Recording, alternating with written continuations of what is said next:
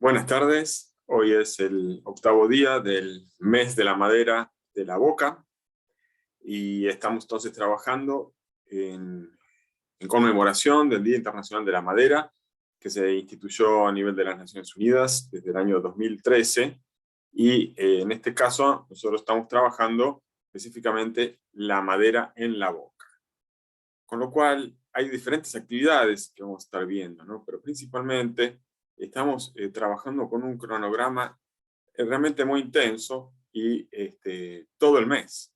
O sea, hay días obviamente que descansamos, pero nuestro lema es de tal tronco, tal listón, programa de casas y cosas de madera de la Boca para valorar sus viviendas, muelles, embarcaciones arqueológicas y obras de arte de sus museos y colecciones. Esto es lo que tenemos en el barrio, es decir, los vecinos tienen en sus casas, en sus memorias, la madera como algo protagonista. Estos días, es decir, el día de hoy, vamos a ver una visita virtual a una muestra que desarrolló Silvana Canciani, que es vecina y creadora de la Asociación Civil Vecinos de Calle Irala y adyacencias, y vamos a hablar sobre los usos de la madera desde su perspectiva, que es muy interesante porque realmente hemos descubierto dos cosas en la conversación. Esto está grabado ya de manera posterior, ¿no? Pero vamos a escuchar lo que era en vivo. Dos cosas les decía. Una, que el barrio La Boca, por sus características constructivas, es el barrio de menor emisión de carbono de la ciudad de Buenos Aires. En su historia, justamente la utilización de recursos naturales renovables, como es la madera, permitió que haya muchas casas que son de madera, con lo cual la huella ecológica, la huella de carbono, es efectivamente cero en estos casos, y por lo tanto aportan a el dilema del cambio climático. Asimismo, estamos hablando de un barrio que está pensando en sus descartes de maderas, en la circulación de los restos de las maderas que todavía están en todos esos contextos. Por eso la perspectiva del Museo Arqueológico La Boca es tan interesante, porque es regional.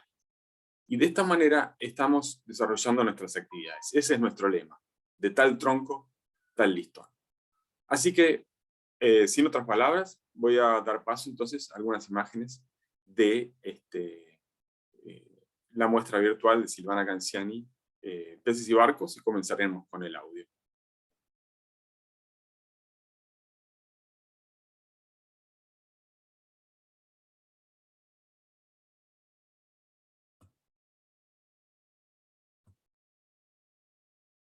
Muy bien, acá estamos con la página, la exposición de Silvana Canciani. Esta es una visita a una muestra virtual. Vemos diferentes esculturas, diferentes materiales, que vamos a repasar uno a uno ahora en el desarrollo de la conversación.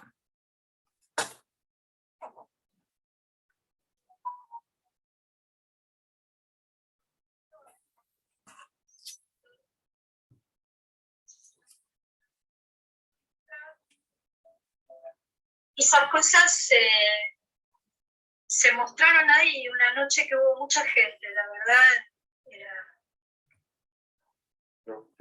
Bueno, ahí por ejemplo también hay papel, ¿no? Un diccionario también muy antiguo encontrado en la calle, que a través de los años lo voy usando para distintas cosas, lo voy sacando partes, que el papel está con ese olor especial que tiene el papel viejo, ¿no? Que larga como un tanino, no sé, y seco, o sea, y eso es madera también, eso estamos hablando de lo mismo, el papel, la madera, son como materiales muy nobles y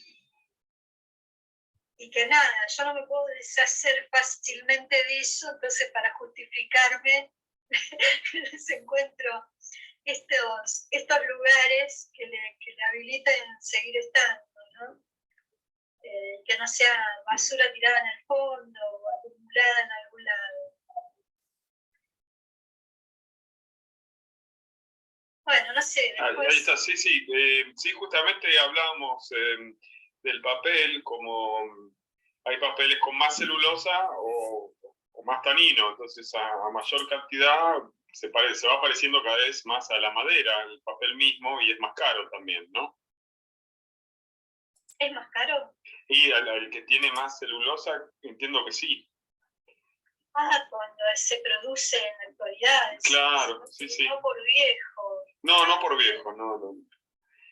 Bueno, ahí hay otra de las cosas que me parece un material, bueno, no tiene mucho que ver, pero es la cerámica, ¿no? Esas cosas son de lo que se usaba antes en cuestiones eléctricas y que también me parecen objetos muy nobles. La cerámica a mí me gusta, bueno, también como del barro se puede hacer un montón de cosas. Estamos hablando también de materiales nobles y de materiales con identidad. O sea, la vez pasada hablaba con una amiga de los platos, ¿no? La cerámica, siempre un plato va a ser diferente al otro. No tiene la cuestión esta así de que son todos igualitos, parejitos. El horno, los esmaltes, todo eso le va a dar siempre un carácter único a cada pieza. Yo creo que lo mismo pasa con la madera.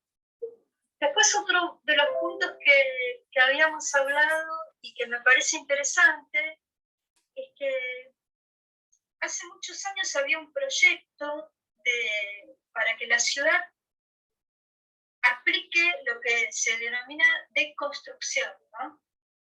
Que no es la demolición bruta, sino que es la recuperación de todos los materiales si algo va a demolición.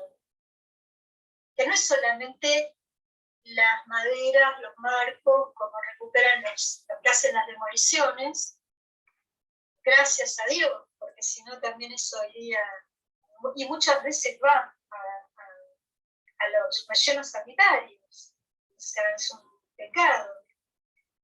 De alguna manera esta gente, bueno, por lo menos uno va y le puede comprar, hacer una ampliación y comprar una ventana de cedro, comprar cosas que acompañen una construcción antigua o hacer una nueva, como recuperando, dándole otra vida y otra oportunidad a esas cosas que están súper bien hechas.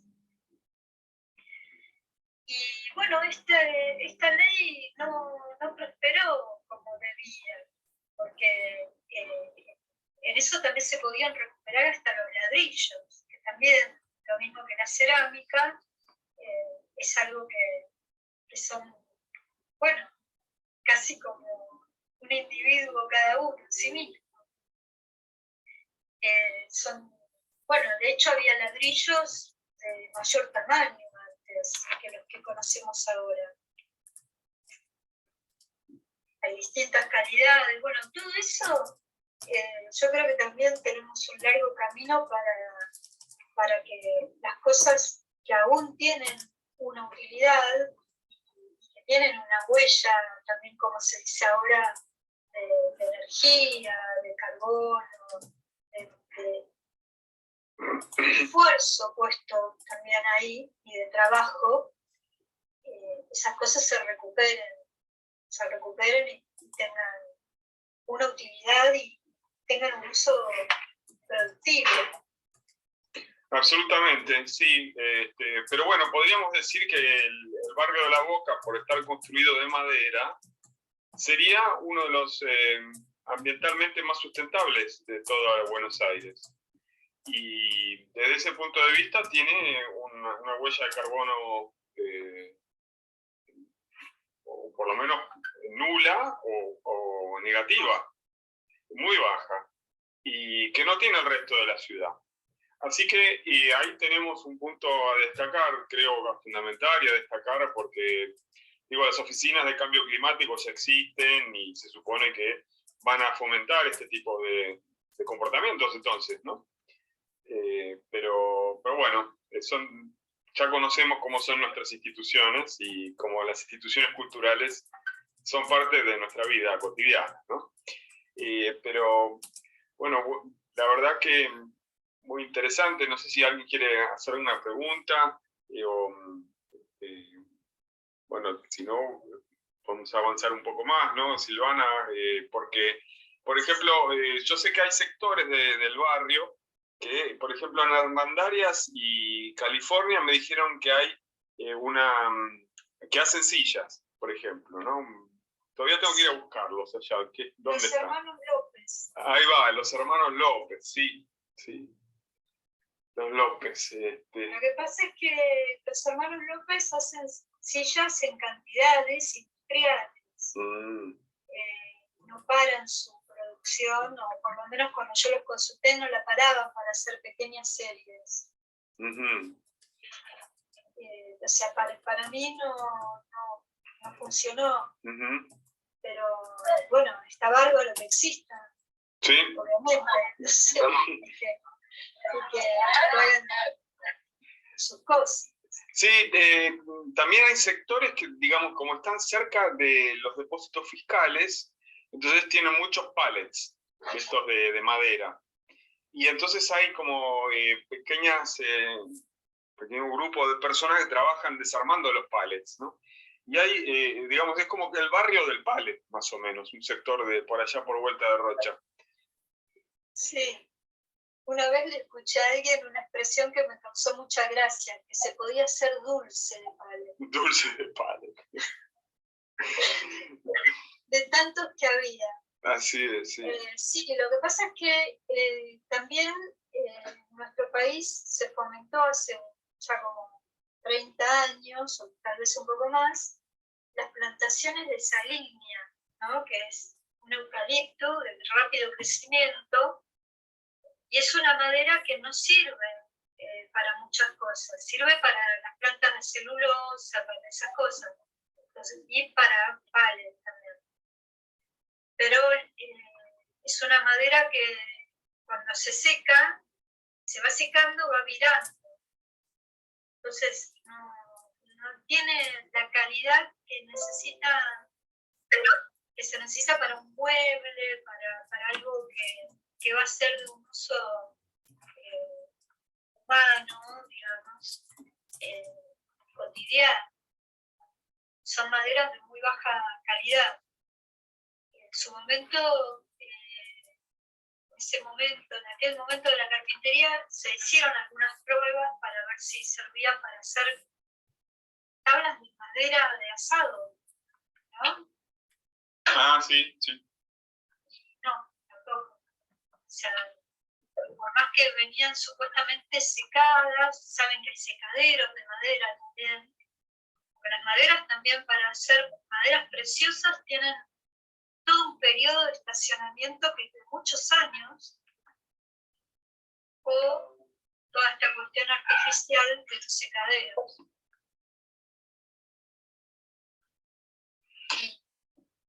Bueno, son maderas que no sirven para muchas cosas, sirven para cosas rústicas y con una duración limitada, porque enseguida absorben la humedad ambiente, o si se mojan, por más que estén con tratamientos y eso. Y el peligro también de esas cosas es que vienen con un tratamiento químico, y eso se usa para calefacción, para quemar, todo eso, y tiene sus cuestiones tóxicas, que yo no las conozco exactamente, pero que sé que existen, como las brujas. Claro. No, efectivamente, hay los usos estos básicamente para el transporte, los pallets son destinos principales para la logística, con lo cual de qué está compuesto no interesa a esa industria y debemos ser cuidadosos. Justamente yo hablo de todas estas cosas porque estamos teniendo la perspectiva del Museo Arqueológico de la Boca. Entonces, si hay una madera tirada en la esquina, ¿qué se hace? Bueno, no se la deja ahí, porque es parte de un bosque. Ahora, si es un pallet, Entonces estamos hablando de otra situación y de otros usos, ¿no? Justamente. Acá Mirta Montes hace un comentario que pregunta si el roble de Eslavonia, ¿se dice de Eslavonia o es Eslovenia? Acá tradicionalmente se le dijo de Eslavonia, así como al pino tea se le dice la pinotea. Son usos y costumbres. Debe haber una manera correcta, habría que ver qué dice la Real Academia Española. No lo sé. Bien, también Silvia Paidón comenta que estuvo recientemente en Oberá, en Misiones, y fue a conocer Posadas. Y en un supermercado y algunos lugares de delicatessen vendían un dulce de madera, hecho con frutos. Así que la próxima dice que compre pruebas. Bien, Silvia, ahí. Está muy bien. Hay que estar abierto a nuevas experiencias. Así es, sí.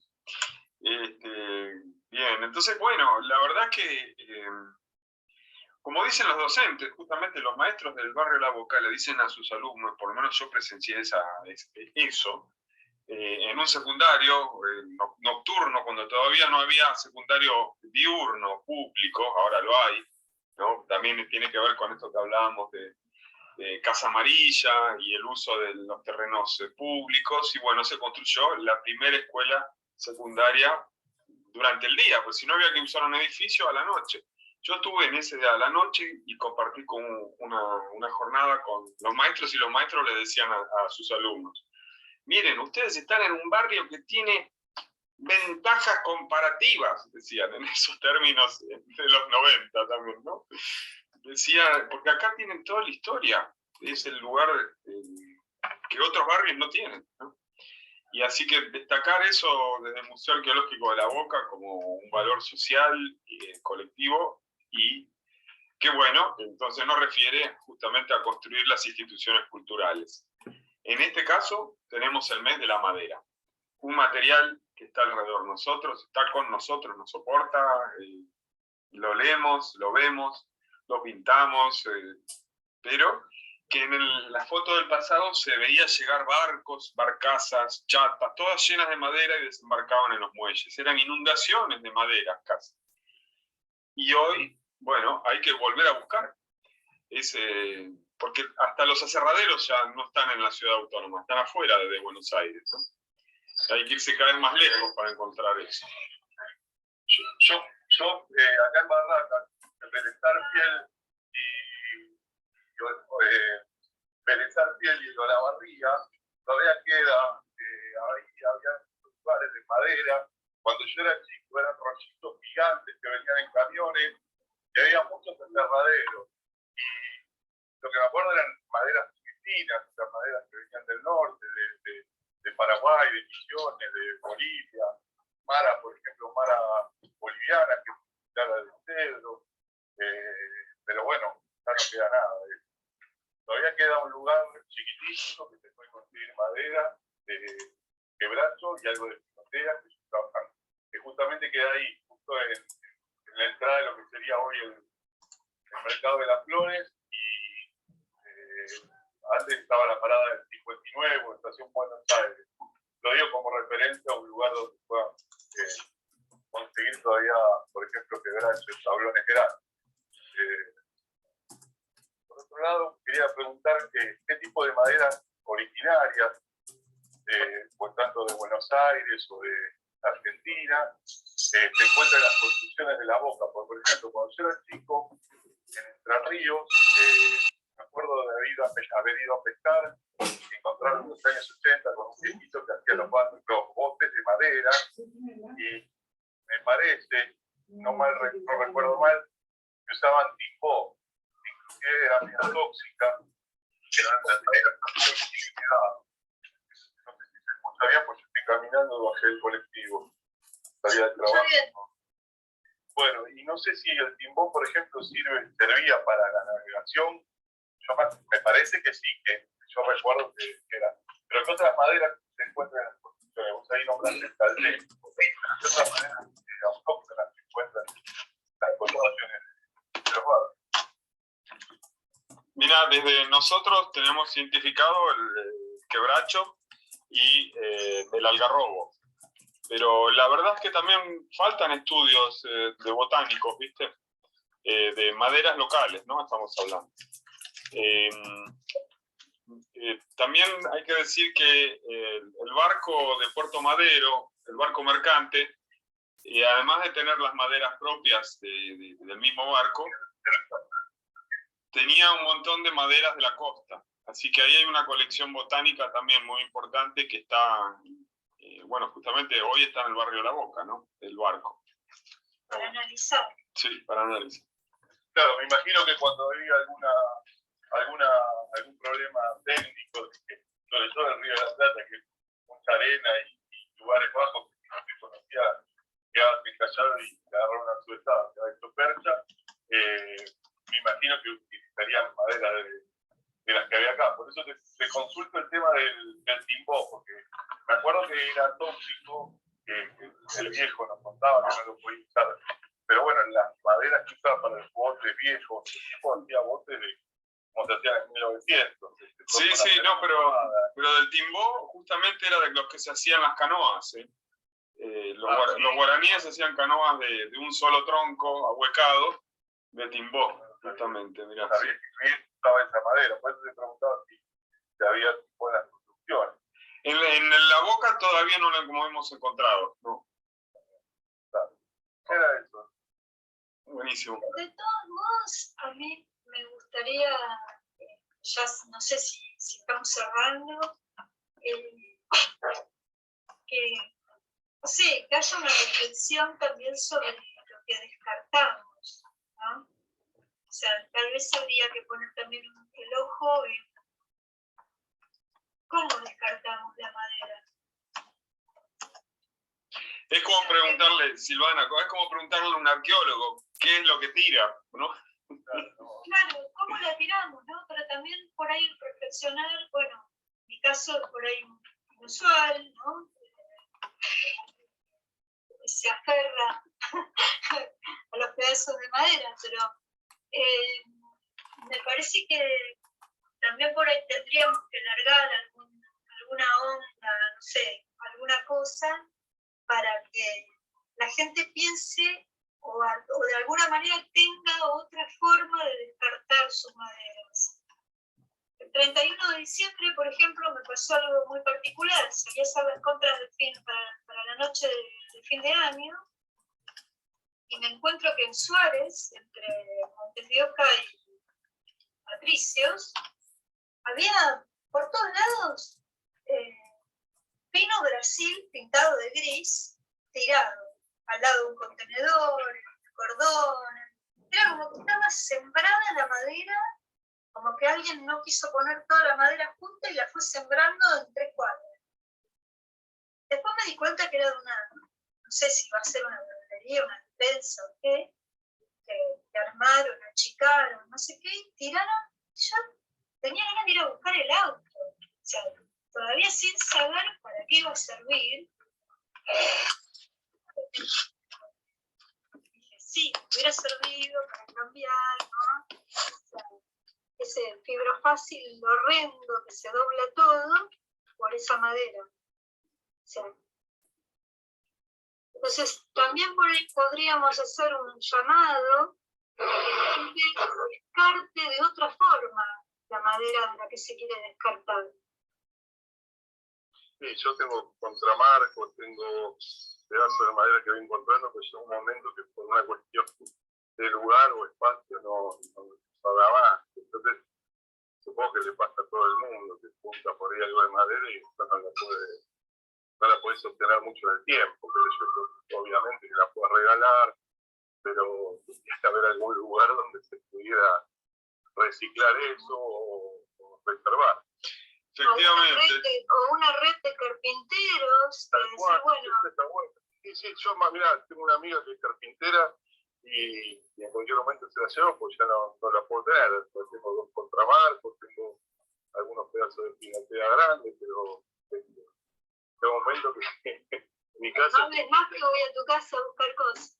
Cuando quieras me chiflás y me las alcanzo, ¿no? Porque está bueno. Yo hice toda con contramarcos de unas puertas que sacaron de los edificios que están, ese edificio muy lindo que está en Montes de Oca al 300, más o menos, que es un edificio muy hermoso, que tiene muchos recovecos, que son muchos departamentos que son bastante viejos. Bueno, sacaron una puerta de cedro y me hizo una hermosa biblioteca con los contramarcos. Pero bueno, también me acuerdo siempre de un mueble que, como vos decías, Pino Legón, de 1 pulgada cada puerta, que mis amigos todavía me putean porque tenía un centro del primer piso que lo traje de Areco, de un vasco viejo que compraba y vendía cosas y le habían sacado de un puesto de estancia que andó a saber de qué año era, y eso era antes de, o sea, era un mueble criollo hecho antes de que vinieran los famosos ebanistas italianos o gente española, en masa en 1900, 1870, así que tenía un mueble un poco más viejo. Pero bueno, lo tuve que dejar porque no tenía lugar donde tenerlo, no lo podía vender, no podía nada. Me partió el corazón, pero bueno, no lo pude sostener. Pero digo, por ahí sí, lo que está viendo que decimos, la red de gente así que como, pueda responder. sí, ahí, bueno, esto se me ocurre ahora en esta charla, ¿no? Pero por ahí podríamos tenerlo como un producto de esta charla, digo, más allá de conocerlo. Está bueno, está como una así buena como idea. hay un amigo que armó la biblioteca de los libros no tirados a la basura, entonces Claro. se los recomiendo que lo busquen en Facebook, porque cualquiera dice, bueno, yo quiero sacar libros o lo que sea, y ellos se encargan de ir a buscarlos y de repartirlos en bibliotecas en todo el país o ponerlo en comercios, en bibliotequitas para que la gente lleve y traiga. Y bueno, ese tipo de cosas por ahí podríamos pensarlo con una logística un poco más complicada, pero para las maderas, ¿no? Efectivamente, bueno, nosotros nos dedicamos a eso. Básicamente todo este mes dedicado a pensar y a trabajar sobre la madera es también para reflexionar o rebotar esto en lo que es el cuidado público de las maderas históricas. Porque en este momento la Barraca de Peña, además de la propia estructura arquitectónica en madera, también alberga maderas de toda índole. Entonces se está convirtiendo en un repositorio de maderas que tiene también sus pautas de conservación y que justamente estamos organizando el día 26, un gran evento, un festival en la Ribera, y los artistas entonces me piden madera para pintar, y yo digo, pero esta madera ya es patrimonio, ya está inventariada, no se puede. O la que no está inventariada, ¿cuál es? Entonces ya entramos a unir justamente todos estos temas.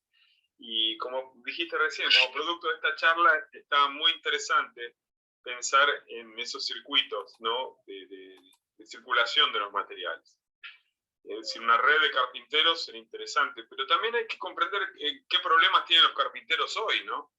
Porque de ahí caemos en otra situación. A mí me decían que en La Boca no había más carpinteros, y me puse a buscar y empecé a encontrar 2, 3, 4, 5, 6, 7, 8, ¡ay! Pero dice, no, este hace muebles, hace muebles, y eso ya no es carpintero. Ebanistas, no, ya no hay más.